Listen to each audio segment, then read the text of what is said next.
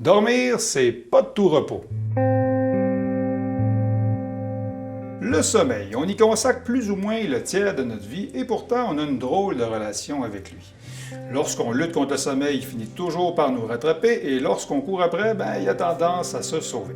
Donc pour être en forme physique et mentale, il faut certes s'exercer, s'activer, mais il faut aussi se reposer pour récupérer. Et on sait comment ça fonctionne, hein? Mieux je gère mon stress, mieux je gère mes préoccupations, mieux je dors, moins je suis fatigué, etc. Mais lorsqu'on n'arrive pas à dormir, c'est pas long que le disque part à l'envers. Si je dors pas, je vais être fatigué. Si je suis fatigué, je vais être stressé, je dormirai pas.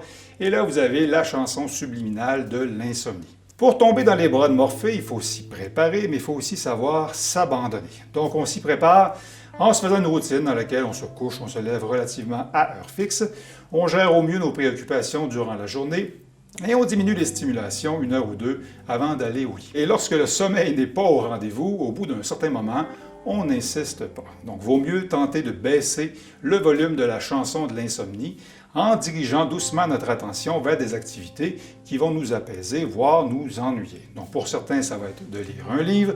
Pour d'autres comme moi, j'écoute des balados-diffusions qui traitent de la situation géopolitique de pays étrangers. C'est plutôt efficace. Pour ce qui est des siestes, donc une vingtaine de minutes, ça peut toujours nous aider à acquitter une dette de sommeil qu'on aurait accumulée.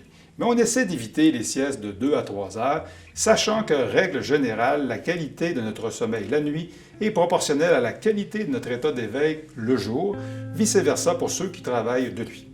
Donc en espérant que cette capsule a su vous tenir éveillé, et dans le cas contraire, si vous faites de l'insomnie, vous saurez quoi faire.